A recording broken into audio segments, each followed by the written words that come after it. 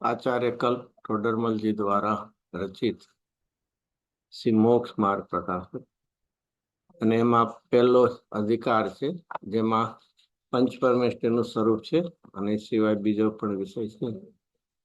એમાં આપણે આચાર્ય પદ અને સાધુનું એક સામાન્ય સ્વરૂપ જે છે એના ઉપર આપણે આવ્યા છીએ, અને એમાં થોડો ચાલ્યો છે, ફરીથી વાંચીએ છીએ કે જે વિરાગી બની સમસ્ત પરિગ્રહ છોડી.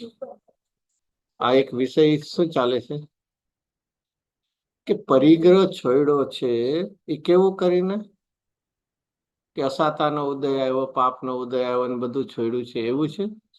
દ્વેષ કરીને છોડ્યું છે કે એવું નથી? શેના માટે છોડ્યું છે? વિરાગી. વિરાગી એટલે એના પ્રત્યેનો શું નથી રહ્યો? રાગ નથી રહ્યો. હવે રાગ નથી રહ્યો એ ક્યારે આવવો હશે? અથવા એના પ્રત્યે રાગ નથી એટલે એના પ્રત્યે શું છે? ઉપેક્ષા વૃત્તિ છે, ઉદાસીન વૃત્તિ છે. એનું એક આપણને ક્યારે થશે? કોઈના પ્રત્યે પણ ઉદાસીનતા, ઉપેક્ષા, ના તે બધું જ્ઞાતાપણું છે એટલે અસ્થિ પણ એક સામાન્ય પણ જ્યાં કે છે ને કે મારે હવે જરૂરિયાત નથી, એનાથી મને કઈ પ્રયોજન સિદ્ધિ નથી, મને કઈ સુખ નથી, એવું જ્યાં હશે ત્યાં સેજે એના પ્રત્યે શું થઈ જશે? જે ઘરમાં આપણે રહેતા હોઈએ હવે એમાં એને બદલાવાનું નક્કી કરી નાખ્યું. જેને શું કહેતા તમારે અહીંયા કદાચ હશે ને, સેલ્સ ડીટ કરી દીધું, પણ એને કબજો દેવાનું 2 મહિના બાકી હોય ત્યાં સુધી આપણે રહીએ છીએ 2 મહિના. સેલ્સ ડીટ થઈ ગયું છે ખાલી 2 મહિના પછી, તો એ 2 મહિના આપણને ઘર પ્રત્યે કેવું હશે? એટેચમેન્ટ, મમત્વ.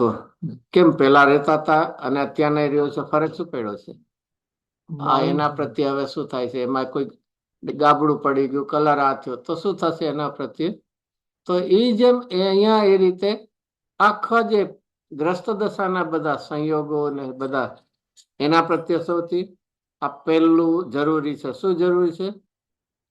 વિરાગી બને, સાથે એવો ઉદાસીનતાનો વૈરાગ એવો પુરુષાર્થ પણ છે, અને બની અને સમસ્ત પરિગ્રહ છોડી. જેને કેવો કીધો છે? સમસ્તમાં કોણ લીધો છે? કેટલા પ્રકારનો અંતર્બાહ્ય હોય છે ને? અંતરંગના કેટલા હોય છે?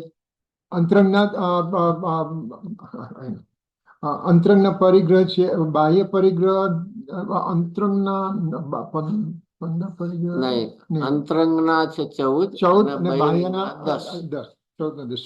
એટલે અંતરંગમાં પેલું મિથ્યાત્વ, 4 કસાય અને 9 નો કસાય, અને 12 છે ધન, ધાન, દાસ, દાસી, ક્ષેત્ર, મકાન, સોનું, એ બધા પ્રકારને તે સમસ્ત ક્યારે થઈશું બાહ્યાંતર નિર્ગુણ. તે નિર્ગુણ દશાની જે છે તે સમસ્ત પરિગ્રહ છોડી, તો એની જગ્યાએ હવે શું પ્રાપ્ત કર્યું?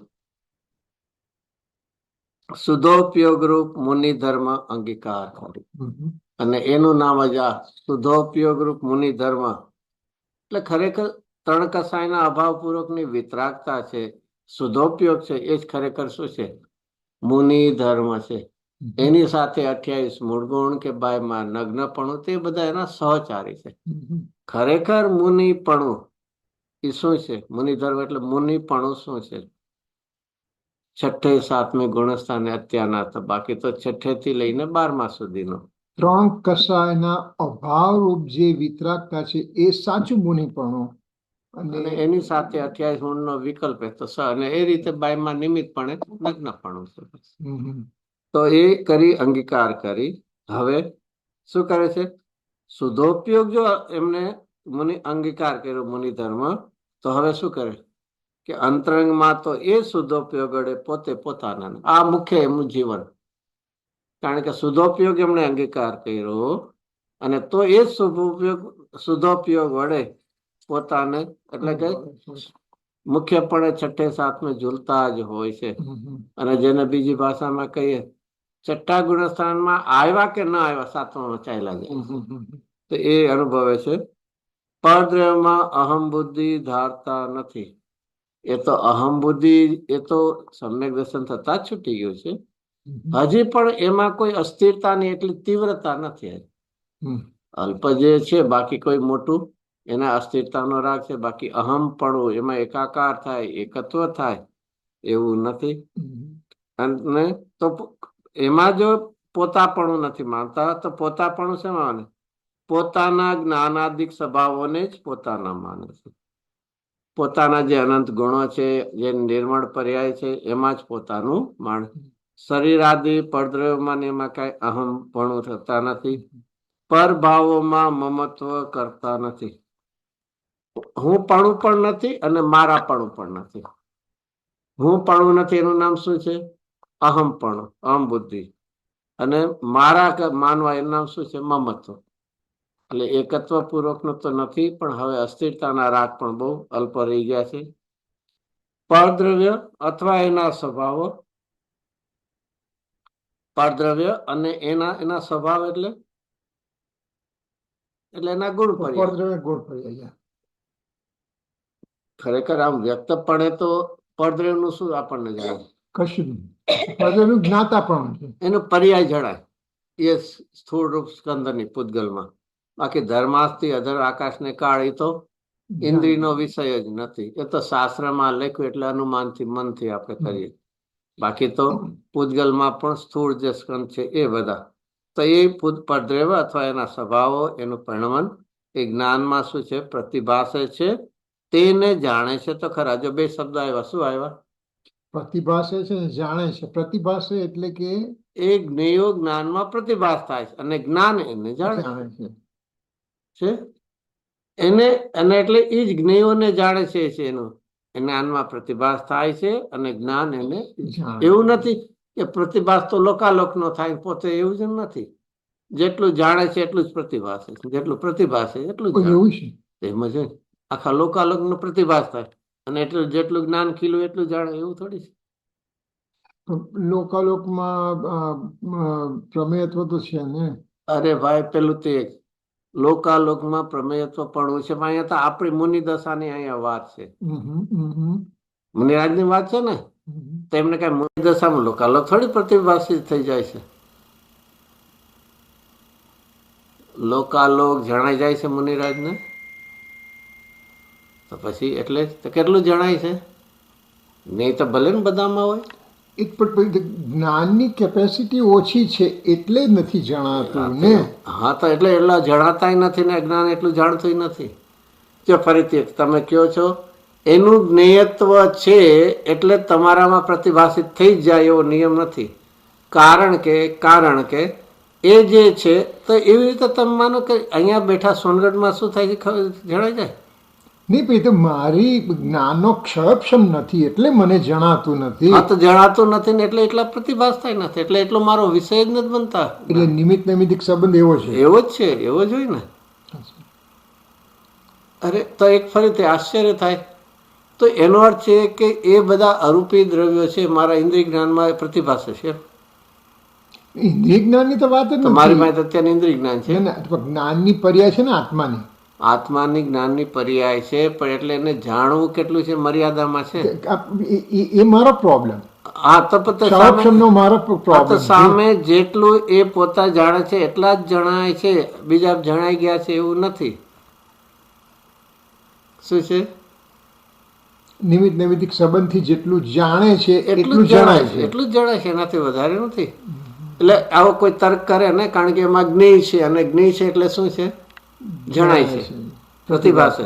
આખું લોકાલોક, આખું લોકાલોક. કોઈને કોઈ જ્ઞાનમાં જણાઈ જાય છે. કોઈને કોઈ એટલે ત્યાં કેવળ જ્ઞાન પૂરું. એટલે બાકી બધામાં જાણે છે. કોઈને કોઈ તો બધા જ્ઞાનમાં જાણે છે એમ શબ્દ હોય. કોઈને કોઈ છે, ફરીથી આ બધું છે કોઈને કોઈ જ્ઞાનમાં, બધા જ્ઞાનમાં નહીં. એ તો પ્રૂવ થાય. જો કોઈ એમ કહેતું કે ના બધું જ પ્રતિભાસે છે તો શું લખવું જોઈએ? બધાને જ જ્ઞાનમાં જણાય છે.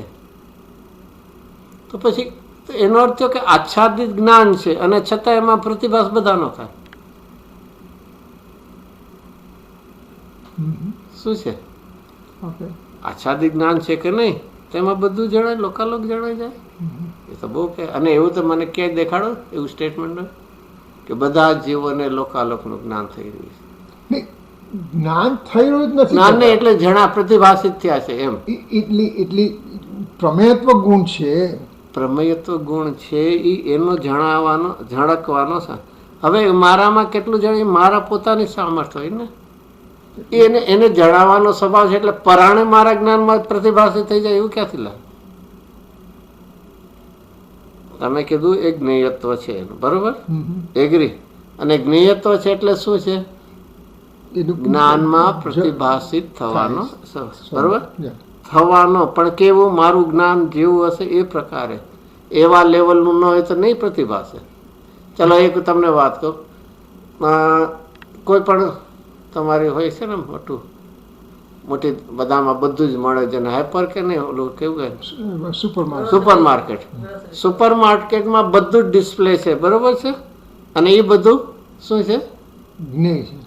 એટલે બધા લઈ જાય કે બહુ લઈ જાય, પણ જેટલું જોશે એટલું રાખે, બાકીના એવું છે. એ તો છે, તમે એમાં કેટલું તમારું લ્યો છો અને એટલું જાણે એમ. તમારે જ્ઞાન કેટલી કે બધું થોડી છે, તમારે બધું પડ્યું છે એમાં સિલેક્ટેડ જોઈએ છે ને તમે જેટલું જોઈએ છે ને એમ. અહીંયા જ્ઞેય તો આખું પથરાયેલું, એગ્રી, પણ એમાંથી તમને કેટલું પ્રતિભાષિત થશે કે તમારું જેટલું જ્ઞાનની જાણવાની તાકાત છે એટલો જ એમાંથી એ પ્રતિભાસ થશે. એટલે કે મારી જ્ઞાનની કેપેસિટી આટલી છે તો એટલું જ ઝળકશે, એટલું જ નિમિત્ત નૈમિત્તિક સંબંધથી એટલું જ ઝળકશે, એટલું જ ઝળકશે ને એટલું જ ઉજાડે છે. બસ બે એક જ છે. એટલે એનું જ્ઞેયત્વ એટલે તો એમ થશે કે એનું જ્ઞેયત્વ છે એટલે જબરજસ્તી મારામાં તો જ્ઞાનમાં આવી પ્રતિભાષિત થઈ જશે એવું ને. અને તો પછી મારા ઇન્દ્રિય જ્ઞાનમાં પણ કોણ બધા ઝળકી જશે? બધા અરૂપી છે બધા. અરે ઇવન પૂતગલ બધા. તો મારા ઇન્દ્રિય જ્ઞાનમાં કોઈ તાકાત નથી એવી કોઈ. તો અહીંયા શું છે કે એના જ્ઞાનમાં પ્રતિભાષે છે અને એને જાણે છે. એટલે જેટલે જાણે છે એટલા જ પ્રતિભાષે છે. તો અનુમાન જ્ઞાનથી હું નક્કી કરું વસ્તુનું સ્વરૂપ, તો એમાં વસ્તુનું યોગદાન શું? એ પણ એક જ્ઞેય છે અને એટલા માટે એનું અનુમાન કોઈના થ્રુ મન દ્વારા થઈ શકે છે. જેમ જેમ એનામાં જ્ઞેયત્વ છે તો મારા અત્યારના ઇન્દ્રિય જ્ઞાનના નિમિત્તે એને હું જાણી શકીશ. તો મેં અનુમાન જ્ઞાનથી ધર્માસ્તિકાને જાણ્યું તો ધર્માસ્તિકાએ પ્રતિભાસ થયું? એવી રીતે પ્રતિભાસ નથી થતું જેવી રીતે રૂપીનું જેવી રીતે જાય છે એવી રીતે નથી. તો અનુમાન કર્યું છે ખાલી એનું, જેમ અથવા તો જેને કહો કેવળ જ્ઞાનમાં જેવું થાય છે એવું પ્રતિભાષિત નથી. પણ થયું ખરું એ રીતે અનુમાનથી જાણ્યું એ રીતે એમ અનુમાનથી જાણ્યું તો જ્ઞાનની તો પ્રક્રિયા થઈ ને. જ્ઞાનની પ્રક્રિયા પણ કેવી? અનુમાન છે વાયા, એમાંથી કઈ ઓલું જેવી રીતે તમે ધુમાડો જોયો અને શેનું અનુમાન કર્યું? અગ્નિનું. તો શું થયું? તમારા જ્ઞાનમાં શું આવ્યું? ધુમાડો પણ આવ્યો અને અગ્નિનું અનુમાન આવ્યું. અનુમાનમાં કઈ એવું નથી ને એની જ્વાળા કેવી છે શું છે, કઈ નથી આવ્યું. અનુમાન અગ્નિનું અનુમાન તો થયું ને. હા, પણ અગ્નિ કેવી રીતે થયું હોય કે આવું હોય છે? બસ એવું તમે મને એમ કહો, જેવું ધુમાડાને જાણ્યું એવું અગ્નિનું નથી થયું. હા, એનું નથી થયું. બસ તો એ તો એવી રીતનું છે. ધુમાડાનું પ્રત્યક્ષ થયું. પ્રત્યક્ષ એટલે કે આ ઇન્દ્રિય પ્રત્યક્ષ, ઇન્દ્રિય સામવાય પ્રત્યક્ષ. ઓલાનું ટોટલી અનુમાન છે કે ત્યાં અગ્નિ હોવું છે, પછી એની કેટલી અગ્નિ છે ને કેટલી જ્વાળા છે ને એવું કાંઈ જ નથી. તો પછી જ્યારે તત્વ નિર્ણય થાય છે અનુમાન જ્ઞાનમાં કે હું આત્મા છું, તો એમાં આત્માનું યોગદાન શું જ્ઞેય તરીકેનું? એનું એક અનુમાન થયું છે બસ એટલા પૂરતું કે આવો આત્મા અરૂપી હોય છે કે આપણે એવી રીતે. પછી એક અનુમાન કેવી રીતે કરે? ચલો આત્માનું અનુમાન કેવી રીતે કરો છો? કે જ્યાં રાગ છે ત્યાં આત્મા છે, ક્રોધ છે ત્યાં આત્મા છે, એવું અનુમાન ભાવાત્મક શૈલીથી થયું છે. બાકી તો ઘણી વાર એનો એક આકાર કરીને દેખાડે ને ત્યારે આપણે એ પ્રકારનું અનુમાન થાય. બાકી તો એક જેમ છે એ તો છે કે અનુમાન કે જેવી રીતે પહેલેથી ખબર છે સાકર ગળી જોઈ છે અને મોઢામાં મૂકી તો કે ગળો સ્વાદ આવ્યો તો એ સાકર. એટલે ઓલું જે આખું પ્રત્યક્ષને જેવું જે છે અથવા તો એક સ્થૂળ ઇન્દ્રિયનું જેવી રીતે થાય છે એવું તો નથી ને ઓલું. ને એવું તો નથી થતું બસ. પણ એ અનુમાન જ્ઞાનનું પણ એ પ્રકારનું છે પણ એનું જે રીતે એનું એટલા માટે આવે છે ને કે એ અસંખ્ય પ્રદેશ કેવા છે, અનંત ગુણ કેવા છે, એવું બધું કઈ અનુમાન નહીં. એ તો સમ્યક દ્રષ્ટિની વાત કરી. અને એટલે જ એવી રીતે એના નામથી ને એવી રીતે આપણે કરી જ જોઈએ છે. એટલે એને નામ સ્થાપના પણ બીજી રીતે કોઈ આગળ નથી, નિક્ષેપ છે નહીં. તો એમ કહી શકાય કે આ આત્માનો મેં તત્વ નિર્ણય કર્યો, એ તો જ્ઞાનમાં થયો, તો એમાં જ્ઞેયત્વ તરીકે જેટલું મારું જ્ઞાનનું અનુમાન જ્ઞાનથી થયું એવા નિમિત્ત સંબંધથી એવો આત્મા છે એવું ઝળક્યું. એટલે એનું જ્ઞેયત્વથી છે પણ ધૂંધળું પણ ઝળક્યું. ધૂંધળું એટલે એવું જોઈએ એટલું તો ભાઈ એક સેટ કાંઈ શબ્દો તો નથી. એટલે આમ કે શબ્દ દ્વારા માય ક્વેશ્ચન. હા એ જ એટલે એ અનુમાન જ્ઞાન થયું છે, બસ સિમ્પલ. હવે એમાં ધૂંધળું કે એવા બધા ક્યાંય શબ્દો પ્રયોગ નહીં, પણ એ અનુમાન જ્ઞાન જે તે તો જ્ઞાનમાં જ્ઞાન થયું, જ્ઞાનમાં જ્ઞાન થયું એટલે જ્ઞાનમાં જાણવું થયું. તો તે વખતે જ્ઞેય તો છે કે નહીં, ભલે પ્રત્યક્ષ હોય પરોક્ષ હોય, જ્ઞેય છે તો એ એટલું પરોક્ષપણાનું પણ જ્ઞેયનું યોગદાન થયું એમ. એટલો નિમિત્ત નૈમિત્તિક સંબંધ તો બન્યો ને. શાસ્ત્ર દ્વારા પણ એક આવું હોય છે એવો આપણને ખ્યાલમાં એવો જે આવ્યો છે એટલું તો નિમિત્ત એ જ મારો ક્વેશ્ચન એ જ. એટલું બન્યો. ઓકે. આમ જેવી રીતે જેમ આપણે આપણું જે ઇન્દ્રિય જ્ઞાન છે એમાં જેવી રીતે સ્પર્શ રસનું જે સ્થૂળનું થાય એવા પ્રકાર એ રીતે.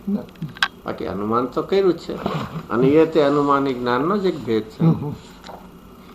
તો ચાલો ફરીથી આપણે ક્યાં પહોંચ્યા? પરદ્રવ્ય તેના સ્વભાવ જ્ઞાનમાં પ્રતિભાષે છે ને તેને જાણે છે. તો એટલે પોતે એ બધા પરદ્રવ્ય ને એના સ્વભાવ જ્ઞાનમાં અને એને જાણે છે. જેટલા પોતે જાણે છે એટલા પ્રતિભાષે છે, એટલું તો છે. પરંતુ ઈષ્ટ અનિષ્ટ માની તેમાં રાગ દ્વેષ કરતા નથી. આ અહીંયા આખું ઈષ્ટ અનિષ્ટ માનીને રાગ દ્વેષ નથી કરતા. એ ક્યાં લેવલનું લેવું? ચારિત્ર ગુણની ચારિત્રમાં પણ એ પ્રકારનું શ્રદ્ધાનું તો થઈ ગયું ચોથેથી. પણ હવે એવું જેમ આવે ને ક્રોધ પ્રત્યે વર્તે, ક્રોધ સ્વભાવ નહીં એટલે એનાથી બહુ ઉપસર્ગ કરતા પ્રત્યે ક્રોધ નહીં, વંદે ચક્રી તથાપી માન, એટલે એ પ્રકારનો. એટલે કે અનંત અનંત તો નહીં, અપ્રત્યાખ્યાન વયોગ્યો છે અને પ્રત્યાખ્યાનવાણીનો પણ વયોગ્યો છે. એક સંજલનનો બાકી છે, અલ્પ બાકી મુખ્ય રૂપે એને તો એવું નથી. અને તે ઇષ્ટ અનિષ્ટ પણ એ તો છઠ્ઠા ગુણસ્થાનની વાત કરીએ. સાતમામાં તો અબુદ્ધિપૂર્વક, એમાં તો એ બુદ્ધિ, એમાં તો આવું સીધું બુદ્ધિપૂર્વકનું છે પણ નહીં, કારણ કે એ તરફ તો ઉપયોગ જ નથી. એટલે ઇષ્ટ અનિષ્ટ એટલે અહીંયા સામાન્ય પણ ઇષ્ટ અનિષ્ટ માનવું આપણે શેમાં લેતા હોઈએ છીએ? મિથ્યા દ્રષ્ટિ. એટલે એ તો ક્યારનો ફેઝ વયોગ્ય છે. અહીંયા તો અસ્થિરતામાં પણ આવો એક સ્થૂળ રૂપનું એવું નથી એમાં, તો એ રાગદ્વેષ નથી. શરીરની અનેક અવસ્થા થાય છે, એનો અર્થ કે બાહ્ય અનેક પ્રકારના નિમિત્ત બને છે. શરીરની અનેક અવસ્થા થાય છે, એમાં બાહ્યના અનેક પ્રકારના નિમિત્ત બને છે. બાહ્યમાં ઠંડી લાગે ને રોગ થાય ને અથવા ફાડી ખાય ને એવું બધું, પરંતુ ત્યાં કંઈ પણ સુખ દુઃખ જે માનતા નથી. સુખ દુઃખ એટલે હરખ શોક નથી. સુખ દુઃખ એટલે કઈ સાચા સુખ દુઃખની વાત નહીં, એમને હરખ શોક થતા નથી. રાગ દ્વેષનું કહ્યું એને આપણે કરતાપણું ને સુખ દુઃખ ને ભોગતાપણાના ભાવ, ઓલા કરતાપણાના ભાવ અને અહીંયા ભોગતાપણા. જેમ રાગ દ્વેષ નથી એમ હરખ શોક પણ નથી એમ. તો એમાં રાગ દ્વેષ નથી અને અહીંયા શરીરની એ અહીંયા તો એ અને નો કર્માની. બાકી ઓલા જો કે સંયોગે બહારના છે એમાં અહીંયા પણ ઓલામાં કરતાપણાના ભાવ એના ભોગતાના. વળી પોતાને યોગ્ય બાહ્ય ક્રિયા જેમ બને છે તેમ બને છે. શું છે? વળી પોતાને યોગ એટલે મુનિરાજ ભૂમિકા અનુસાર જે મુનિરાજને ભૂમિકાને યોગ્ય બાહ્ય ક્રિયા એટલે બાહ્યમાં જે ભૂમિ જોઈને ચાલવાનો, પછી પોતા માટે બનેલો આહાર ન લેવાનો, એટલા બધા જે પ્રકારના બાહ્યની શરીરની ક્રિયા છે અને એની સાથે એ પ્રકારનો એવો રાગ. એટલે બાહ્ય યોગ્ય બાહ્ય ક્રિયા જેમ બને છે તેમ. જેમ બને એટલે જેવું શાસ્ત્રમાં ચરણાની યોગમાં લખ્યું છે તે રીતે બને. જેમ બને એટલે પોતાને જેમ યોગ લાગે એમ નહીં. અહીંયા પોતાને યોગ્ય, પોતાની ભૂમિકાને યોગ, બાહ્ય ક્રિયા જેમ બને છે તેમ. જેમ એટલે આપણે કહે ને ભાઈ જેમ મને લાગ્યું એવું મેં કર્યું એમ નહીં. પણ એવું છે ને જેમ બને તેમ એટલે જેવું ચરણાની યોગમાં વર્ણન કર્યું છે એ પ્રકારે સહજ થાય છે. પરંતુ તેને ખેંચી તાણીને જે કરતા નથી. સહજ પણ એવું થાય છે. એવું જેમ છે ને ઘણાને ભય, એક બહુ વિચારવા જેવું. ઘણા કે આપણે કેવી રીતે ચોરી બોરી કેમ નથી કરતા? ભય છે. તો એવી વાત ન હોય. ત્યાં જે રીતે ચરણાની યોગમાં એ રીતે સહજપણે પોતે એ કરે છે. પરંતુ તેને ખેંચી તાણીને એટલે પરાણે, જબરજસ્તી. એવું કેમ આવું લીધું? એટલે કે આ મારે કરવાનું જ છે, મારાથી તો થતું નથી. ખેદના પરિણામ આવશે આખા. તો ઉલટાની મુનિ દશામાં તો પ્રચુર આનંદ છે. એમાં આવા ખેદના પરિણામ ક્યાં હોય? કસાયના તીવ્ર પરિણામ થઈ જશે. તેને ખેંચી તાણીને જે કરતા નથી. અને સાથે આખા પોતાના ઉપયોગને જેવો બહુ ભમાવતા નથી. શું છે? ઉપયોગની સ્થિરતા છે. ઉપયોગને જેવો બહુ એટલે થોડો ઘણો તો હોય. થોડો ઘણો કેવી રીતે હોય? સંચલન નથી. એમાં પણ થોડો કે ક્યારેક ઉપદેશ દેવાનો હોય, ક્યારેક જૈન મંદિરના દર્શનનો, ક્યારેક આહારનો, ક્યારેક વિહાર કરવાનો, એ બાબત. પણ એમાં બહુ ઘણા અમસ્તા જેને કહે ને નવરા બેઠા ક્યાંક કરે મગજ દોડાવે એવું નથી. આ એક શું દેખાડવું છે? આપણો ઉપયોગ હોય છે દિવસના, વગર પ્રયોજને પણ કેટલામ ફરી વળે છે. ઘણી વાર તો એવું થતું હોય ને કોઈની સાથે, ચલો માની લો કોઈક મહેમાન આવ્યા હોય, પછી એની સાથે શું વાતચીત થાય? ઘણી તો બસ હવે ને શબ્દ આવી જાય ને ગામ ગપાટા. કારણ કે કાંઈ અને એનું કોઈ પ્રયોજન પણ ન હોય. આને આમ કર્યું ને આને એને કાંઈ એવો ઉપયોગ અહીંયા નથી ભમાવતા. અને આ એ શું દેખાડે છે? આ શું દેખાડે? ઉપયોગની સ્થિરતા. ઉપયોગ ચારિત્ર છે ને, સ્થિરતા થતી જાય છે. પણતીની તો નહીં, ઉપયોગ પણ હવે કેવો થઈ જાય છે? સ્થિરતા. એ માટે આવા વગર પ્રયોજનના આવા ઉપયોગ ક્યાં ત્યાં ભમાવતા નથી. શબ્દો વાપરો છે બહુ ભમાવતા, એટલે હજી તો છે અસ્થિરતા છે એટલે થોડો, પણ એવો વગર પ્રયોજનમાં ભવતા પણ ઉદાસીન થઈ નિશ્ચલ વૃત્તિને ધારણ કરે છે. શું છે? ઉદાસીન થઈ નિશ્ચલ વૃત્તિને. શું હશે આનો કઈ અર્થ? કઈ એટલે પોતાની બાહ્ય ક્રિયા જે છે એ ઉદાસીન. ઘણી વાર એવું બને કે મુનિરાજ ધ્યાનમાં બિરાજમાન હોય વન જંગલમાં. ઘણી વાર તો જે શ્રાવક લોકો હોય નગરના એને ખબર પણ ન પડે. ક્યારેક વળી મુનિરાજ વન જંગલમાં હોય, એમાં ક્યાંક પેલાના હોય ને ગાયો ચરાવવાને બધા જાય, એમાં ગોવાળ જાય ને એને ક્યાંક જોયો હોય તો તરત જ આવી નગરમાં શ્રાવકોને કહે, અને શ્રાવકો આવે. મુનિરાજ અહીંયા ધ્યાનમાં બેઠા છે. હવે શ્રાવકો આવે એટલે મુનિરાજ શું કરે? ઉપદેશ શરૂ કરી દે. તો શું કરે? પોતાનું જે જો ઘણી વાર તો નિશ્ચલ વૃત્તિમાં ધ્યાનમાં રહે એવું એ વિકલ્પ નો એ પ્રકારનો આવે. આ બહુ ભમાવતા નથી. શું છે? સહેજે છઠ્ઠામાં પણ એ આવ્યા છે. કદાચ એ ખબર પડે તો પણ અંદરમાં ચાલ્યા જાય એના એટલી હોય. ઉદાસીનતા એટલી છે ને, ઉદાસીન થઈ. આપણે ઓલાના જેમ નથી કે ના નહીં તો આવ્યા તો બિચારાને ધક્કો ન થાય લાવ કહો. એટલે એવું પ્રકારનું નથી. શું કહેવાય? એટેચમેન્ટ એટલો, રાગ એટલો નથી. એટલો આપણને આમ થોડુંક આ શું લાગે? શું લાગે? અટપટું લાગે. એમ થાય કે આવ્યા એ આવ્યા તું શ્રાવક છે એટલે તને છે. એમની એટલી બધી વૃત્તિ આખી નિવૃત્તિમય થઈ ગઈ છે. સ્વંજલનો એટલે કાંઈ જ નહીં. આમ જાણે ઓલું પાણી જેમ હોય એના જેવું બધું છે. તો એના જેવું કે ઉપયોગ હજી ગયો ન ગયો. અને જો એવું હોત ને તો આવું હજારો વાર છઠ્ઠે સાતમાં ઝૂલવાનું ન બની શકે. તો ઉદાસીન થઈ કોઈ પણ વિષય માટે બાયના હોય તો ઉદાસીન થઈ નિશ્ચલ વૃત્તિને ધારણ કરે છે. આ નિશ્ચલ વૃત્તિ ચારિત્રમી સૂચક છે બધી. ધારણ કદાચિત. હવે કદાચિત એટલે ક્યારેક. મંદ રાગના ઉદયથી, ફરીથી કયો શબ્દ વાપરો છે? મંદ રાગના ઉદયથી. તીવ્ર નથી, હવે તો સંજલનનો થોડો રહ્યો છે, તો એ કેવો છે? મંદ રાગના ઉદયથી શુભોપયોગ પણ થાય છે. તીવ્ર રાગ થઈને અશુભ થાય એવો નથી. તીવ્ર રાગ થઈને અશુભ થાય એમ નહીં, પણ મંદ રાગ થઈ શુભોપયોગ પણ થાય છે. જે વડે તે શુદ્ધોપયોગના બાહ્ય સાધનો છે તેમાં અનુરાગ કરે છે. જો બાહ્યના બીજા પ્રત્યે તો હવે નથી, પણ હવે કાંઈક જે કાંઈ રાગ રહે છે એ કેવો છે કે પોતાને શું કરવું છે? શુદ્ધોપયોગના બાહ્ય સાધનો. ફરીથી શું છે? સાતમે શુદ્ધોપયોગ તો થાય છે, પણ પછી શું થાય છે? ફળ દઈને પાછા છઠ્ઠે આવે છે. એટલે એમને એનો પણ એક ખેદ થાય છે કે મારા હજી સ્વભાવથી શું થઈ જાય, થોડું ઉપયોગથી હું ચ્યુત થઈ જાઉં છું, અને તેથી શુભરાગ આવે છે, પણ એનાથી બહુ ઉપયોગને ભમાવતા નથી. પણ શુદ્ધોપયોગમાં બાહ્ય સાધનો છે તેમાં હવે એનાથી પોતે કદાચ ગુરુની વાણી સાંભળવા જાય, તીર્થંકર હોય તો એની વાણી સાંભળે, અથવા શાસ્ત્ર અભ્યાસ કરવા જાય, અથવા ચિંતનમાં બેસે. એટલે જેને ફરીથી શું થાય છે? શુભોપયોગમાં આવતા જતા તો રહે જ છે, છતાં એ વધારે ટકીને આગળ વધાય એવો પ્રયત્ન કરે. આમાં એમ ન સમજવું જો શું છે? શુદ્ધોપયોગના બાહ્ય સાધનો છે તેમાં અનુરાગ કરે છે. એનો અર્થ શું થયો?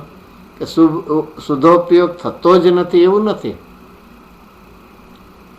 છઠ્ઠે મંદ રાગ થયો ત્યારે છઠ્ઠે શુભોપયોગ આવ્યો, અને હવે શુદ્ધોપયોગના બાહ્ય સાધનોમાં અનુરાગ, એટલે એમને શુદ્ધોપયોગ છે જ નહીં એવું નથી. શુદ્ધોપયોગ તો થયા જ કરે અને છે, પણ એમાંથી ચ્યુત થાય છે એનો હજી નથી. એટલા માટે એ ટકી રહે એના માટે પ્રયત્ન. પણ એ તો એ ભાવ કર્યો, પણ પોણી સેકન્ડના અડધા ભાગથી તો વધારે રહેવાના જ નથી. છતાં એ પ્રયત્ન કરે એટલા માટે કરે છે ને. એમની ભાવના શું હોય છે? આમાંને અમારે ઝૂલવાનું છે, તો પ્રયત્ન હોય છે. નથી તો તે જુદીની વાત છે, પણ પ્રયત્ન તો એ કરતા હોય છે. એટલે શુદ્ધોપયોગના બાહ્ય સાધનો તેમાં પ્રયત્ન કરે છતાં પણ જેટલું છે એટલું જ રહેવાના છે, એટલું જ રહે છે. જો કે એમની ભાવના તો તીવ્ર છે કે હું શ્રેણી માંડું, પણ એ જ પ્રકારની ત્યાં એટલી પુરુષાર્થ છે, જેટલી યોગ્યતા છે, એ બધું સાથે કામ કરશે. પછી તે વખતે તે સમયનો એની યોગ્યતા જેવી છે. પણ આ એક કહેવાનું શું છે? એક ફરીથી એક વિચારવા જેવું છે કે એ થતું નથી કે એમ નહીં, પણ પ્રયત્ન ક્યારે છોડી નથી. આપણે તો અત્યારના પેલું માની લીધું. શું માની લીધું છે? પંચમકાળમાં સમ્યક દર્શન થવાનું નથી એટલે કરવું જ નથી. તો એમ નથી. એ શુદ્ધોપયોગના બાહ્ય સાધનો તેમાં અનુરાગ કરે, એમ કરીને બાહ્યના બીજામાં ક્યાંય ઉપયોગ જાતો જ નથી. એ એટલે છે. પરંતુ એ રાગને ભાવને હે જાણીને દૂર કરવાય છે. આવી ગયું એ રાગ ભાવને. કયા રાગ ભાવને?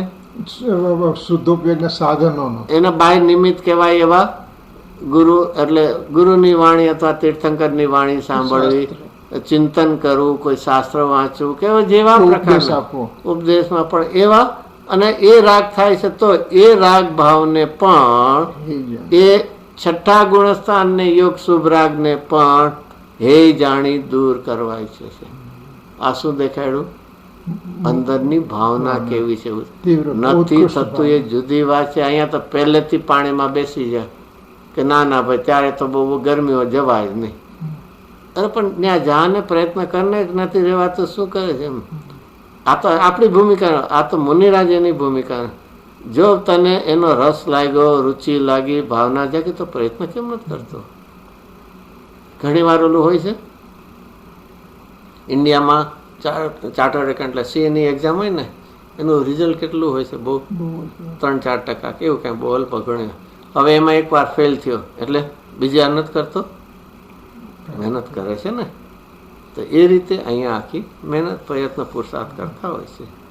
તીવ્ર કસાયના ઉદયના અભાવથી હિંસારૂપ અશુભ ઉપયોગ પરિણતિનું તો અસ્તિત્વ જેને રહ્યું નથી.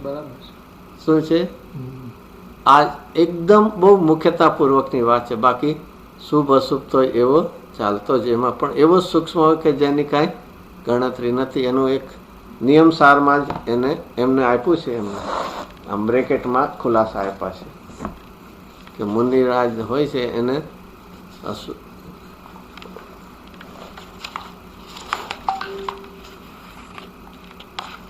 જો કે ત્યાં પરમાત્મા માટેનું છે કે આખા સમુદ્ર હોય એમાં એક ખાલી એક ટીપું સાઈનું નાખ્યું હોય તો કેટલો આખો સમુદ્ર થાય, એવી રીતે છે એમાં. જો એમાં અહીંયા છે સમુદ્ર જેટલા અસાતા વેદની કર્મ મધ્ય બિંદુ જેટલો અસાતા વેદની કર્મનો ઉદય વર્તે છે. નિયમ સારમાં અહીંયા તો હરિયન દેવ માટે છે, પણ અહીંયા આપણે ભાવનામાં લઈએ, પરિણામમાં ઉદય નહીં, ઉદય તો એમના અસાતાનો હોય છે ઉપસર્ગ આદિ. પણ અહીંયા પણતિમાં જો વિચાર કરીએ તો કેવું છે, આમ ઓલમોસ્ટ અશુભ ઉપયોગ કેવો છે, નીલ એમ.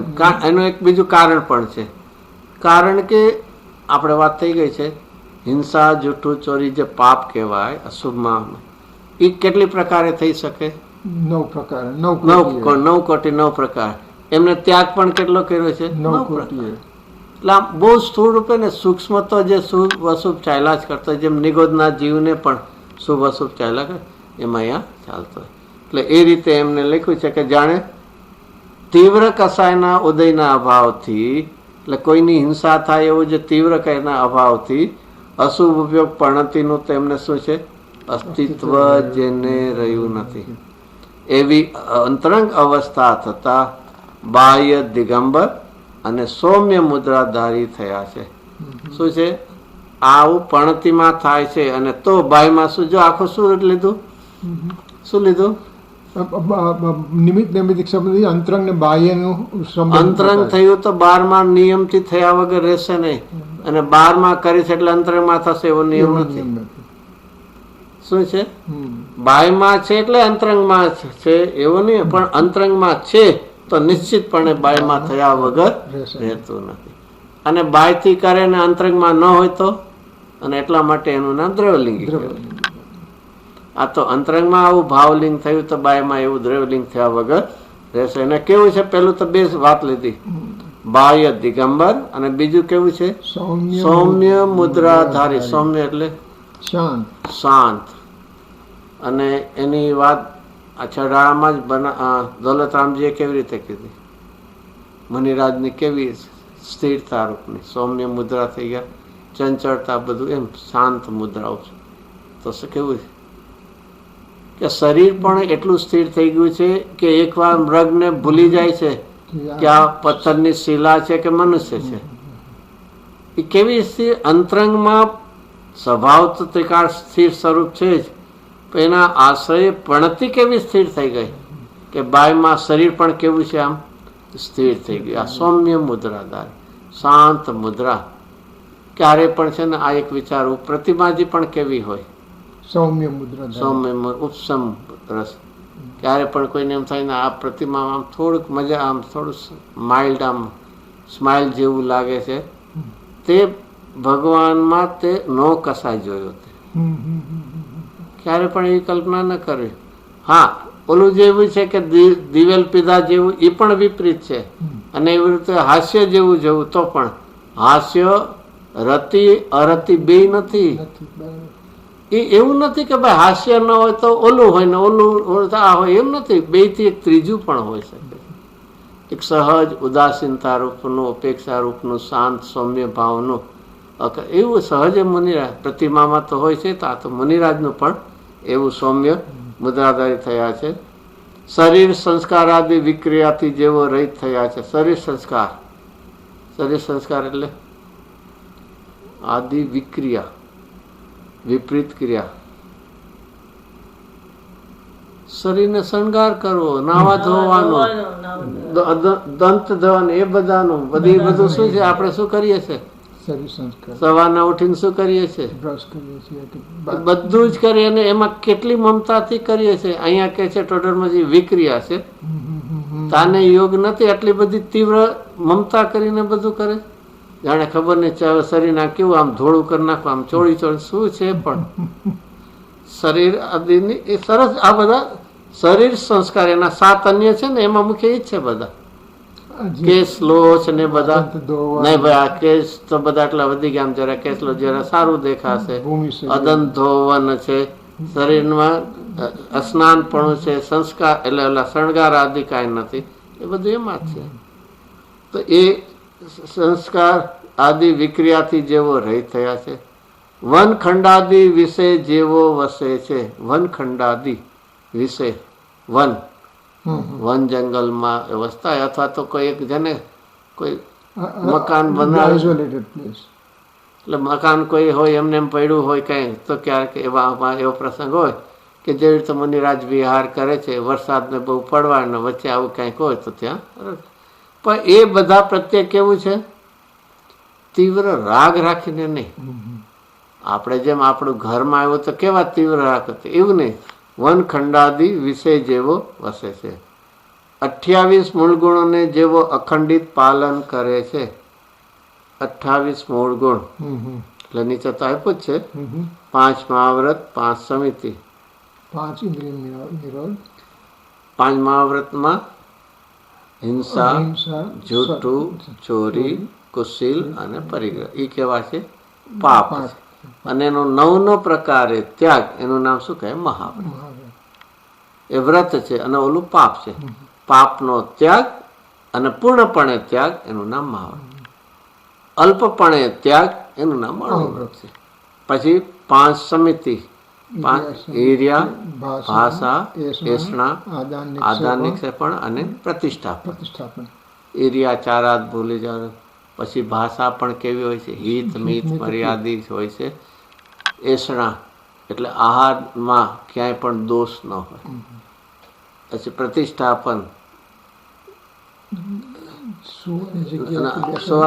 એટલે ઓલું કાંઈ બેસવાનું ને હોય એટલે ઈર્યા, ભાષા. આદાન નિક્ષેપણ, આદાન નિક્ષેપણમાં કોઈ પણ જગ્યા ત્યાં બેસવાનું ને એવું બધું હોય, સુવાનું હોય ત્યાં પણ એ કેવું કરે?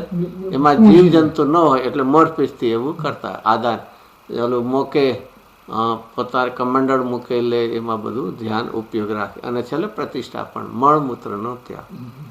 એ એની છે ને વિધિ ક્યાંય વાંચી હશે મળમૂત્રના ત્યાગની? ક્યાંય નહીં. એકવાર નિયમસારમાં થોડીક છે એમાં, કારણ કે એમાં 5 સમિતિની વ્યાખ્યા છે ને, થોડુંક એમાંથી જોવું છે. ખોલી કાઢું. કઈ ગાથા કાઢશો? તમે કહેશો. હું કહીશ. 65 ગાથા છે, 126 પાનું છે.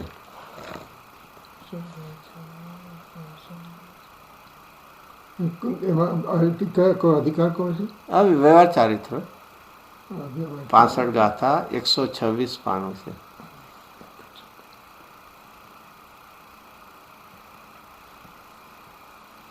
પાસઠ ગાથા કહ્યું ને? 65 ગાથા 62, 64, 65. ઓકે, 65 ગાથા આવી ગઈ. હા, આ બધું તો આપણને આમ સહેલું લાગે કે ઈર્યા સમિતિ એટલે 4 હાથ ભૂમિને જવાનું, ભાષા કેવી બોલે. ઓલા 5 મહાવ્રત પણ લગભગ ખબર હોય. અને પછી જે વસ્તુ લે મૂકવાની એ બધું પણ ખબર.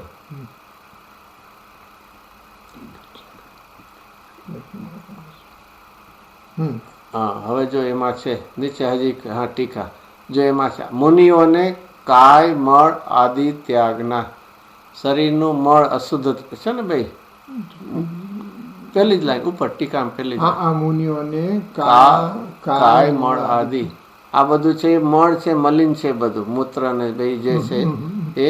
એનું કેવી રીતે? તો પેલું જો એ તો નિશ્ચયથી તો કાંઈ છે જ નહીં, પણ વ્યવહારથી દેહ છે અને દેહ હતા આહાર ગ્રહણ છે.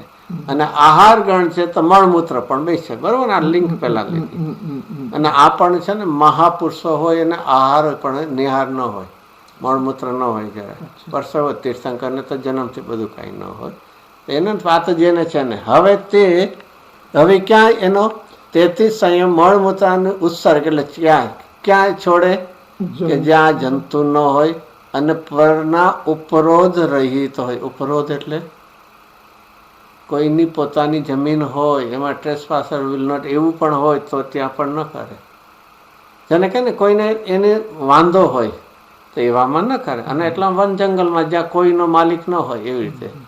હવે શું કરે છે શરીર ધર્મ કરીને એટલે મળમૂત્ર એનો ત્યાગ કરીને જે પરમ સહિત તે સ્થાનથી ઉત્તર દિશામાં કેટલાક પગલા જઈ ઉત્તર મુખે ઉભા રહે. જો આ કેવી વિધિ, કદાચ આવું આપણે ક્યાંક વાંચ્યું ન હોય, પણ કેવું છે, ઉત્તર દિશામાં કેટલાક જાય, ઉત્તર મુખે ઊભા રહીને શું છે, શરીરની જે કર્યો ક્રિયા અને સંસાર, હવે ત્યાં શું વિચારણા કરે છે, સંસારના કારણભૂત એવા પરિણામનો અને સંસારના નિમિત્તભૂત મનનો ઉત્સર્ગ કરે છે. શું ઓલું તો શરીરનો ત્યાગ તો થયું મનનો, હવે શું કરે છે, સંસારના એવા પરિણામ કે જે કોઈ હવે પરિણામ તો એમને ક્યાં રહ્યા છે, બધા સંજ્વલન જે કાંઈ બધા પરિણામો છે એનો પણ ત્યાગ કરવાની હવે શું કરે છે, એ ભાવના વિચારણા કરે.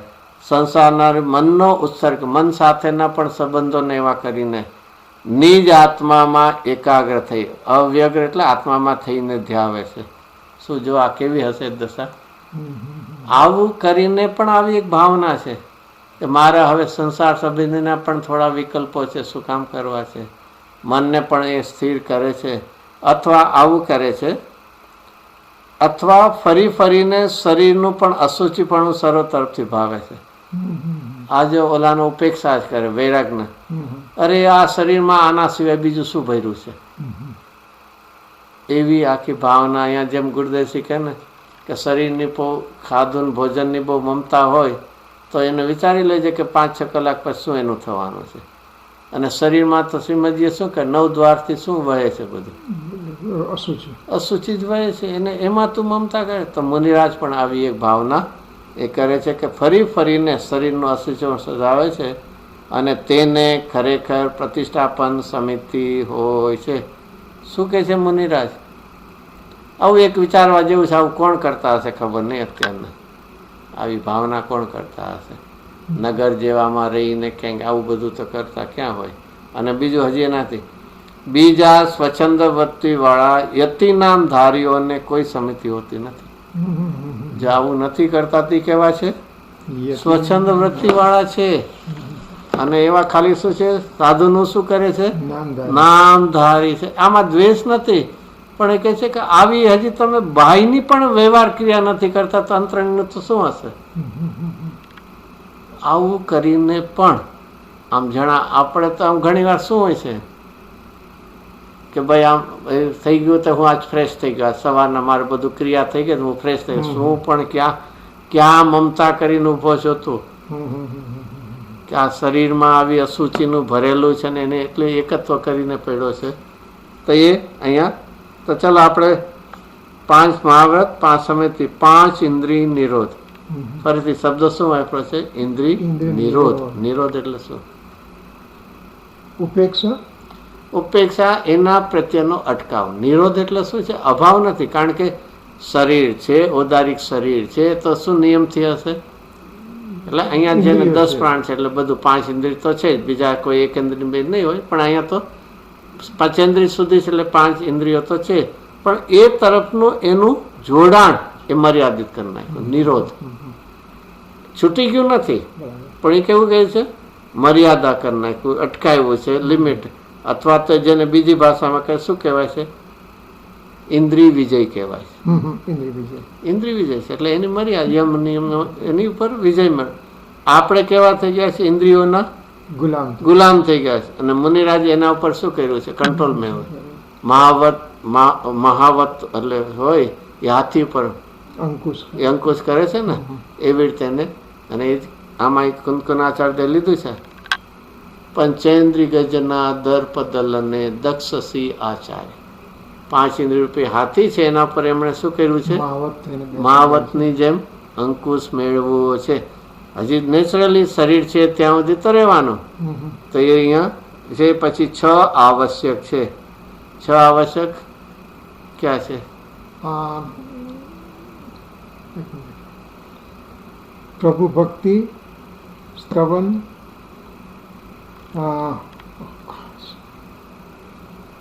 એ પ્રતિક્રમણના છે. પ્રતિક્રમણના 6 છે એ છે સામાયિક, તીર્થંકર ભગવાનની સ્તુતિ, વંદન, પ્રતિક્રમણ, કાયક સ્વર્ગ અને પ્રત્યાખ્યાન. એ જે છે એ 6. પેલા જે શ્રાવકના છ શ્રાવકના છે કે ઈ તો જિનેન્દ્ર પૂજા, ગુરુ ઉપાસના, હા. સ્વાધ્યાય એ શ્રાવકના છે. પણ એમાં એ મુનિરાજમાં ના આવે છ મુનિરાજ તો મુનિરાજ વન જંગલમાં રહેતા હોય, કોઈ દી નગરમાં મહિનાઓ સુધી ન આવતા, તેને જિનેન્દ્ર પૂજાનો નિયમ ક્યાં? અને એમને દાનનું ને એનું ક્યાંથી હોય કઈ? દાનની જગ્યાએ ત્યાગ લખે છે એમાં. ના ના ના, એટલે એ બે આ જુદા જ છે. જે ગુરુ ઉપાસના ને એ બધું સંયમ તપ ને દાન જે છે એ માત કોના છે? શ્રાવકના છે. સટકર્માણી દિને દિને જે છે ને હા. પદ્માનંદ આચાર્યનું એ કોને માટે છે? શ્રાવકને. મુનિરાજના આ જુદા છે, જે આપણે પ્રતિક્રમણમાં 6 વિભાગ બોલીએ છીએ ને એ જ એના હોય છે. તો એ 6 આવે. અને જો બીજા 7 અન્ય છે એ બધા શરીર સંસ્કારના મુખ્ય છે, કે જો કેસ લો છે, બરોબર છે, પછી સ્નાનનો અભાવ, નગ્નતા, અદંત ધોવન, એ પણ બનારસીદાસજી લખ્યું છે. બ્રશ ને એવું નથી કરતા, મુખમાંથી કોઈ દુર્ગંધ નથી આવતી, યોગ છે સહજ. પછી ભૂમિ શયન, સ્થિતિ ભોજન એટલે ઉભા ઉભા ભોજન, અને એકવાર આ, એવા કરીને 28 છે એમને. એટલે આ બધા કોના છે? કોના છે? મુનિરાજ. અને કોને લાગુ પડે છે? ભાવલિંગી મુનિરાજને. મુનિરાજને, આચાર્ય અને ઉપાધ્યાય ને નહીં. આચાર્ય ઉપાધ્યાય સાધુ 3 ને. અને એટલા માટે ત્રણેયનું કોમન સ્વરૂપ આવશે, પછી ઇન્ડિવિજ્યુઅલ આવે, પછી આવશે. તો એ 28 ગુણ ને પાછા કેવા છે? અખંડિત પાલન. અખંડ, એમાં ક્યાંય પણ એવું નથી દોષ થાય એવું નહીં. અને દોષ થાય તો શું છે? ગુરુ પાસે જઈને કરે, અને ક્યારે છુપાવે એવું ન હોય એનું. તો એ 28 મૂળ ગુણને જેવો અખંડિત પાલન કરે છે. આઈ થિંક અન્યમાં ક્યાંક છે ને, એમાં આઈ થિંક 27 છે, લગભગ 28 નથી. એટલે જેના છે આપણે નામ તો નથી, બીજામાં આ તો 28 હોય છે. 22 પરિસરને જેવો સહન કરે છે. શું છે? આ પાલન કરે છે અને સહન કરે. એમાં પાલન કરે છે એટલે શું છે? સહન કરે છે જુદું છે, અને પાલન કરે છે જુદું છે. પાલન તો એટલે જે એમાં હોય જ છે એમને. ઓલો તો ક્યારેક પરીક્ષા હોય ન હોય એ તો એ રહે છે. ફરક પડ્યો ને આમાં. નહીં ચાલો ઓલા પરીક્ષા જેમ હોય કે ન એમ મળે, એમાંથી કદાચ 28 માંથી 2-4 ઓછા વધતા, એમ ન હોય. એ તો બધા હોય જ છે બધું સાથે. તો અહીંયા આ કેવા છે? 22 પરિસર. ચલો એના નીચે પણ લખવા છે. ક્ષુધા, ત્રસા. આ જો અર્યંતના પણ 18 મહાદોષ છે ને, એમાં પણ આ 2 છે. અહીંયા મુનિરાજને પણ કેવા છે? પરિસર છે. અને આ બધા તો કેવા છે? આ પરિસર છે ને. પરિસર અને ઉપસર્ગમાં શું પ્રકાર છે? પરિસર અને ઉપસર્ગ. ઉપસર્ગ નેચરલ કેલેમિટી થતી હોય. કોણ? ઉપસર્ગમાં પરિસર નેચરલ કેલેમિટી, પરિસરમાં નથી. અને ઉપસર્ગ છે ને દેવક્રત હોય, મનુષ્યક્રત હોય, અને તિર્યંશ એ ઓલા બીજા દ્વારા હોય છે. અને આ તો બધા કેવા છે? ક્ષુધા છે. એ તો બોડી છે એટલે નેચરલી છે એમ. તો સુધા ત્રસ્યાને શું કહ્યું? પરિસર છે. એ નેચરલ કેલામિટી છે. એ નેચરલ છે. હા, બહારમાં પણ અંદરની બોડી છે એટલે એનું તો ટાઈમ સાયકલ છે એટલે લાગ્યા કરે ને, એ છે. પછી જોડાય ન જોડાય જુદીની વાત છે. અને ઉપસર્ગ તો કોઈના કરતા હોય છે, અને તો ક્યારેક ફોર્સફુલી થતા હોય છે. અને આવા પરિસર તો કોમન તો ઘણા જ હોય છે. આમ કોમન ઘણા ભૂખ. પણ મારો ક્યાં કે ક્ષુધા અને ત્રસા એ કેવા છે? 18 મહાદોષો અર્યંતમાં પણ લીધા છે, અને અહીંયા પણ લીધા છે. એમનો તો છે જ નહીં એમ કરીને. અને ત્યાં તો કોઈને હોય તો શું છે? મહાદોષ છે. કારણ કે અને એટલામાં એટલે એમને તો હોય જ નહીં, અને આમને હોય છે. પછી એમાં કેટલું જોડાય ન જોડાય એ જુદી વાત છે. એને એનું એમ કે આ એક દોષ છે. તને શરીર ધારણ કર્યું ને એમાં તો એની પ્રવૃત્તિમાં કેવું છે. અને આનાથી બધા કોણ પીડિત છે? ક્ષુધા ત્રસાથી ચારે ગતિના જીવો. ભલે ઇન્દ્ર એટલે દેવને પર્યાયમાં એને સાતાનો એવો ઉદય છે કંઠમાંથી અમૃત, પણ એનો ઉદય તો છે કે નહીં. અને નારકીને એને એવો તીવ્ર છે કે એને સામે વિષય નથી મળતો. એ કેવો હશે? સમુદ્રના સમૂહ પાણી પી જાય અને એક છતાં બિંદુ ન મળે. અને મનુસ્તિરેમાં તો છે જ બધા. તો એ બધા ક્ષુધા ત્રસા. પછી શીત ઉષ્ણ, જ્યાં મુનિરાજ હોય તેમાં કે આ બહુ ગરમી પડે છે તો એવી જગ્યાએ જાઓ જ્યાં એસી તો ચાલો જવા દો, પણ એવી જગ્યામાં જાઓ કે એવા વન જંગલ હોય જ્યાં ઝાડવા બહુ હોય અને જ્યાં મને શું મળે? એકદમ શીતળતા મળે. અથવા ગુફામાં વયો જાઓ ત્યાં, અથવા તો એવો પ્રકાર શું છે? અને એટલા માટે શબ્દ વાપર્યો છે, અન્ય કારણે અન્ય કશું કલ્પે. આ દશા છે. એમ નહીં કે ના હવે ઠંડી લાગે છે તો ક્યાંક અગ્નિ હોય અથવા એવી ઊંડી ગુફામાં જાઓ ત્યાં પછી ના આવે. આ સુસવાટા મારતો બહુ હવા છે, દરિયાકાંઠે ત્યાં નથી રહેવું. એ દશા કેવી હશે કલ્પી શકીએ છીએ આપણે ક્યારે? અહીંયા તો હવે એ અસાતાનો ઉદય આવ્યો નથી એ પહેલા આપણે ભયભીત થઈ જઈએ છીએ. અરે યાર હવે તો ગરમી આવશે, બહુ જ ગરમી પડશે ને શું થશે, અથવા તો બહુ ઠંડી પડશે. પછી તું ઉદય આવ્યા પહેલા એટલો તું કેવો છે? ગુલામ થઈ ગયો સિંદરીનો. અહીંયા તો કેવું છે? ઉલટાનું પોતાના પરિણામને ચકાસવા માટે એકદમ તીવ્ર હોય ગરમી તો ક્યાં જઈને ધ્યાન ધરે? પહાડની ટોચમાં પણ ક્યાં ખુલ્લી શિલા હોય ત્યાં ને એમના ઝાડનો છાંયો ન જોવે. અને ઠંડી હોય તો ક્યાં હોય? નદી સરોવર કે ત્યાં કે જ્યાંથી ઠંડી હવા આવતી હોય. જીવનમાં આવી એક અંતરની એટલી શરીર પ્રત્યેની ઉદાસીનતા છે કે એ સંબંધીનો શું છે? કોઈ વિકલ્પ નહીં. તો એ અહીંયા પછી શીત ઉષ્ણ, ડાન્સ મશક, ચર્યા સૈયા. ડાન્સ બધા નાના જીવ જંતુ બધા કરડતા હોય છે, મચ્છર આ બધા. ચર્યા એટલે એની બધા ચાલવાની બધી મર્યાદા છે એક પ્રકારની. અને ચોમાસાના 4 મહિના તો શું હોય? મુનિરાજ એક જગ્યાએ સ્થિર થઈ જાય. હવે માની લો મુનિરાજ ક્યાંક બિરાજમાન છે, અચાનક વરસાદ પડ્યો, પાણી ભરાઈ ગયા અને લીલ થઈ વનસ, તો શું કરે પછી? ત્યાં જ. એ પ્રકાર એમ નથી કે ના હવે તો હું તો અહીંયા ફસાઈ પડ્યો છું, ચાલો જઈ ના. એવું પ્રકાર જીવનમાં એ પ્રકાર આપણે જે આપણા જીવનમાં કોઈ દી નથી કર્યો એટલે કલ્પી શકતા નથી. એવું એક ગુરુદેવસિંહ વિશે તમને, એટલે આ તો જોયેલું છે પ્રત્યક્ષ. ચોમાસું સોનગઢમાં આવે, ભલે થોડો વરસાદ પડતો હોય, અને હવે છે ને ઓલું તો આખું ગ્રાઉન્ડ બધું સમતલ કરી નાખ્યું. પહેલાં કેવું હતું? સેજ આમ અપ હતું, કોણ હતું? સ્વાધ્યાય મંદિર. તો ઉપરથી પાણી પડે પછી કેવું થાય? નીચે ગ્રાઉન્ડમાં કેવું છે? થોડું સ્લોપ મળે એટલે ઢાળે ને, તો એવું પાણી રહેતું હતું. હવે ગુરુદેવસિંહ પરમાગમ મંદિર ને બધું બન્યું અને ત્યાં અથવા તો આહાર લેવા જાય મંદિર છે તો શું થાય? પાણી તો આવું હોય છે ને, તો શું કરતા? પહેલું તો એક એમને કદાચ ક્રોસ કરી જાય તો એટલું જાય, પણ ઓલું પાણી કદાચ મોટું હોય તો ફરીને આમ જાય, પણ કોઈ દી પાણીમાં પગ ન મૂકે. એક વિચાર આપણને તો આવું હોય ને તો મજા આવે ને, છપછપિયા કહે ને ગુજરાતીમાં. અને એમાં એવું ન થાય એના માટે હવે તો નથી રહ્યું, પણ કદાચ જૂના હશે તો યાદ હશે. ગુરુદેવ જીન મંદિર જાય એના માટે આવા પગથિયા કરવા માટે આમ થોડીક નાની એવી 1-2 ઇંચ કે જેથી પાણી ના આવે એના ઉપર જ ગુરુદેવ એવી રીતે આહાર કરવા માટે પાછળ હતું ને ત્યાં પણ એવા રસ્તે. એવી જ રીતે સ્વાધ્યાય મંદિરથી પરમાગમ જવાનું આખો એક રોડ. એટલે કહેવાનું શું છે કે આખું જીવન એમનું આજે નહીતર પરિવર્તન કર્યું હતું. હવે કે હું સાધુ નથી, હવે તો હું ગ્રસ્તની જેમ રહી શકીશ, એવું નહોતું.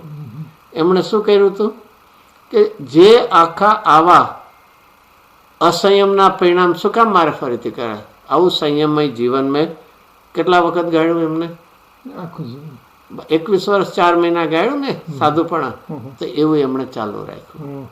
અને ક્યારે પણ શું છે? પાણી સચેત જેને કહે ને ઉકાળ્યા વગરનું, એ હાથ પગ ધોવા માટે પણ ન વાપર્યું આટલા વર્ષોમાં. આપણે તો જનરલી શેના માટે હજી કરતા હોય છે? પીવા માટે. એમણે ક્યારે પણ એ પ્રકાર નથી કર્યો. એટલે કહેવાનું જીવનમાં પોતે પોતાનું જેટલું બને એટલું આપણી એટલી શક્તિ સામર્થ્ય તો સંયમમય જીવન શું કામ ન કરીએ?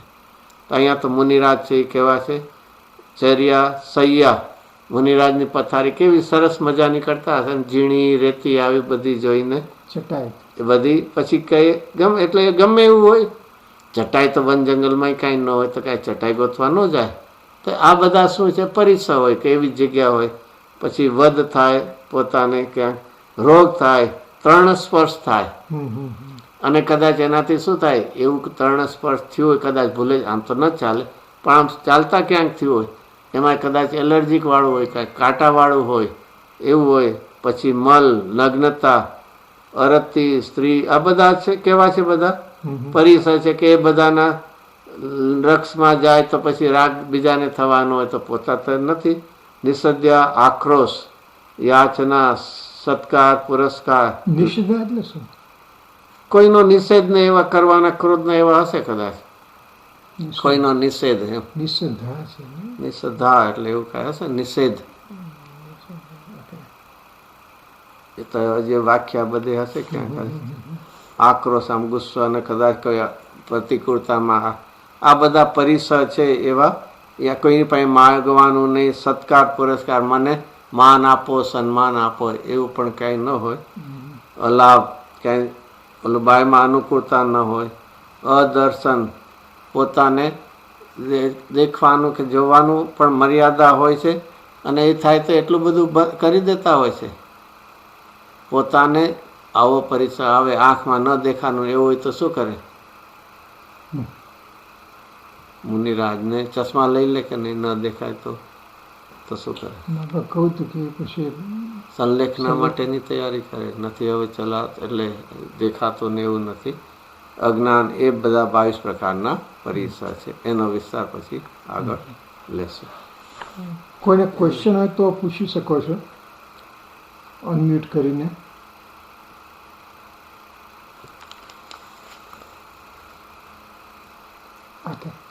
તો આપણે જેમ બિગિનિંગ ઓફ ક્લાસમાં કહ્યું હતું એમ કે આવતીકાલ સાંજનો ક્લાસ નહીં રહે, સવારનો બપોરનો ક્લાસ રહેશે.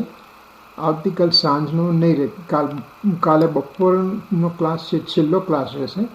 અને આજનો આ ક્લાસ એટલે કે જે મોક્ષમાં પ્રકાશકનો છેલ્લો ક્લાસ હતો આજે, એટલે કોઈને ગમે એટલે અત્યારે મોક્ષમાં પ્રકાશમાંથી કોઈને કોઈ પ્રશ્ન હોય તો પૂછી શકો છો ગમે તે, નહીં તો પછી આપણે સમાપ્તિ પર જઈશું. એનીબડી? ઓકે.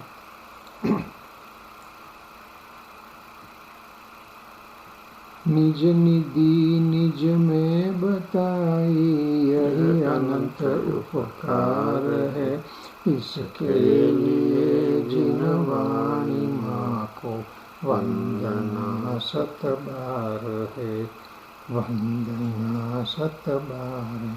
जावाणी के ज्ञान से सूझे लोकालो, सोवाणी मस्तक नमो सदा. 9 times no comment.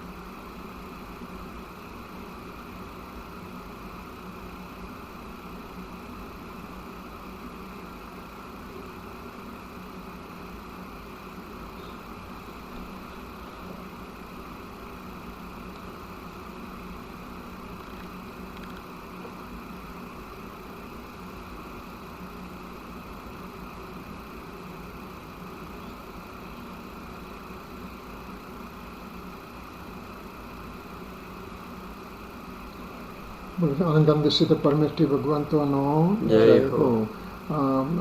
ઋષભાદિ મહાય પરંતુ ચતુર્થી તીર્થંકર ભગવંતોનો જય હો. શ્રીમંત આદિ વિશ્વરામ તીર્થંકર ભગવંતોનો જય હો. જીન મુખોદ્ભવા જીનવાણી માતનો જય હો. શ્રીમદ વિદેહ મહાદેવથી શ્રીમદ સ્વામીના સંદેશા લાવનાર શ્રી કુંદકુનાચાર્ય દેવનો જય હો. કુંદકુનાચાર્ય રચિત પંચપરમાગમના રહસ્ય ખોલનાર ગુરુદેવ શ્રી કાંજી સ્વામીનો જય જય હો. હો. જય હો. પ્રસમમૂર્તિ ભગવતી માતનો જય જય હો. હો. ધન્ય તાતારી શ્રી રાજચંદ્ર દેવનો જય જય હો. જય હો. પરમ દિગંબર સનાતન દિગંબર જૈન ધર્મનો જય હો. જય જય જય હો. જય જયકાર. જય જય જિનેન્દ્ર. જિનેન્દ્ર. જય જિનેન્દ્ર.